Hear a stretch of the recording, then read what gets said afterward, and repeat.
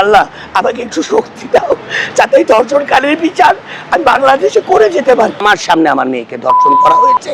আমার ওয়াইফ যখন চলে গেল তখন আমার সামনেই আমার বড় মেয়েকে ধর্ষণ করা শুরু করে দিয়েছে এই কামরুল হাসান খোকন।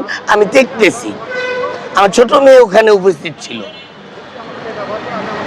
আমার মেয়ে অনেক কষ্ট করেছে ওখানে।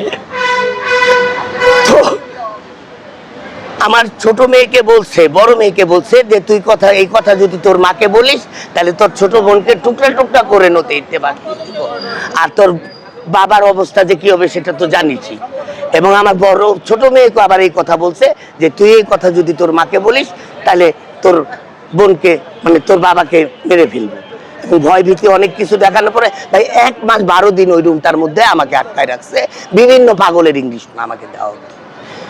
আর আমার ওয়াইফকেও আমাকে পাগল বলে আখ্যায়িত করতো যে ও পাগল হয়ে গেছে। আমার ওয়াইফও জানতো এখন আমি পাগল, আমি উন্মাদ। চাইতে আসছে এখন খোকন আমাকে ভালো, খোকনকে টাকা, আমার ওয়াইফকে টাকা দিচ্ছে আমার চিকিৎসা করানোর জন্য। খোকন মানে আমার ওয়াইফের কাছেও ভালো থাকতেছে আর কি, আর এদিকে আমাকে ব্যবহার করতেছে, আমার মেয়েকে ধর্ষণ করতেছে প্রতি রাতে। তো বিষয় হচ্ছে আমার এই প্রতি রাতেই ধর্ষণ করতেছে। 1 মাস 12 দিন পরে আমি ওই রুম থেকে কিভাবে জানি বের হয়ে গেছি, সামনে পাহারাও থাকতো। তো বের হয়ে যাওয়ার পরে ভাই আমি 3 মাস পাগল হয়ে রাস্তায় ঘুরছি। আমি চিনি না আমি কে, আমার পরিচয় কি, আমার নাম ঠিকানা আমি কিচ্ছু জানি না। 3 মাস পর জয়দেবপুর স্টেশনে আমার খালাতো ভাই আমাকে পেয়ে ঢাকা মানসিক হাসপাতালে ভর্তি করে।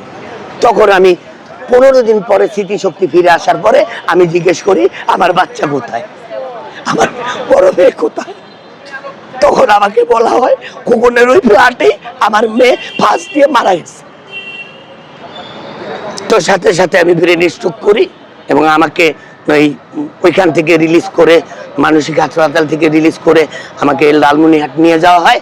লালমনিরহাট সদর হাসপাতালে 1 মাস ছিলাম। ওইখান থেকে আমি রংপুর মেডিকেল কলেজে 1 মাস, তারপরে পিজিতে 1 মাস ছিলাম। থাকার পরে আমার চিকিৎসা, আমার হাতের যত রোগ আছে এই যে ইংলিশন, এগুলোর কারণে সম্পূর্ণ ব্যান হয়ে গেছে, নষ্ট হয়ে গেছে। তো আমি আগে খাবারটাও খেতে পারতাম না। আমি আল্লাহকে শুধু বলতাম আল্লাহ আমাকে একটু শক্তি দাও যাতে এই ধর্ষণকারীর বিচার আমি বাংলাদেশে করে যেতে পারি। তো 2024-এ আমি একটু সুস্থ হয়ে গেছিলাম। তখন 2024-এ তখন আর্মি গভর্নমেন্ট মনে হয় ক্ষমতায় ছিল। হ্যাঁ, তখন আমি এইখানে প্রেস ক্লাবে এসে আমি সংবাদ সম্মেলন করি আমার এই বিষয়টা নিয়ে। আমার ছোট মেয়ে তখন আসছিল এখানে। তো আমি কোনো ফায়দা পাইনি। তো আমি ওই এসআই সাফায়াত যে আছে টঙ্গী পূর্ব থানার, তার কাছে গিয়েছিলাম। আমি নাইলে 20টা অভিযোগ দিয়েছি যে আমার সামনে আমার মেয়েকে ধর্ষণ করা হয়েছে, এবং যেই রুমে ফ্যান ছিল না সেই রুমে ফ্যান কোথা থেকে আসলো। আমার প্রশ্ন একটা, যেই রুমে আমার মেয়ে 2022 সালে ধর্ষণ হয়, ছেলে গ্রেপ্তার হয়, জেলখানায় চলে যায়, সেই ছেলেকেই আপনারা ধরে নিয়ে আসছেন, এসে একদিন থানায় রেখে মোটা অঙ্কের টাকা খেয়ে আপনারা ছেড়ে দেন। তো বিষয় হচ্ছে আমি আসছি এখানে সংবাদ সম্মেলন করতে, আমার চোখের সামনে আমার মেয়েকে ধর্ষণ করা হয়েছে, আমাকে ইংলিশন দিয়ে আমাকে বকু করা হয়েছে। তো আমি আপনাদের কাছে এবং মাননীয় সরকার, প্রধানমন্ত্রী সরকারের কাছে আমি শুধু একটা দাবি, আমার জীবনের কিছুতেই আমার ছোট মেয়েটা এখন এতিমখানায় রয়েছে লালমনিরহাট, ও এখানে ভালো আছে, অনেক শান্তিতে আছে। তো আমার দুনিয়ায় তো আর কেউ নেই, আমার দুনিয়ায় আমি আর আমার ছোট মেয়ে ছাড়া। তো ছোট মেয়ে সরকার, যেহেতু আপনার সরকার, প্রধানমন্ত্রী, এটা তো আপনার দায়িত্বেই আছে আমার মেয়েটা, তাই না? ছোট মেয়েটা যেটা ওটা সরকারি পরিবার। হ্যাঁ, তো আমার কাছে আমার একটাই অনুরোধ যে এই যে আসামি কামরুল হাসান খোকন সহ যে কজন আমার মেয়ের সাথে অন্যায় করেছে, আমার মেয়েকে হত্যা করেছে, কামরুল হাসান খোকনকে পিতার সামনে যে ধর্ষণ করা, এটা মনে হয় না যে পৃথিবীর বুকে বা বাংলাদেশের বুকে কারো কোনো পিতার বুকে এটা হয়েছে।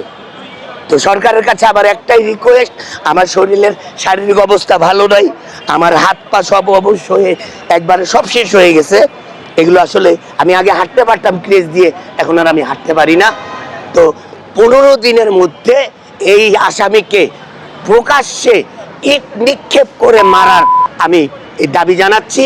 এবং এটা আইন যদি সংসদে নাও থাকে, আপনি সরকার আপনারা আইন পাশ করেন, আপনারা এই আইন পাশ করে 15 দিনের মধ্যে এই ধর্ষণকারীকে আপনারা প্রকাশ্যে নিক্ষেপ করে হত্যা করার দাবি। এবং এইখানে যদি আমার ওয়াইফও জড়িত থাকে এবং যারা রয়েছে অন্যান্য আসামি তারাও যদি জড়িত থাকে, তাদেরকেও আপনি ফাঁসির কাঠগড়ায় 15 দিনের মধ্যে ঝুলাবেন, এই আশাবাদ আমি ব্যক্ত করছি। আমি আসলে একবারে শেষ, আমার বাইরে চিকিৎসা করতে হবে, আমার সেই অবস্থান নাই, আর আমি চিকিৎসাও চাই না। আমি আমার মেয়ের হত্যাকারীর বিচার দেখে এই দুনিয়া থেকে চলে যেতে চাই, বাস, আর কিছু নয়।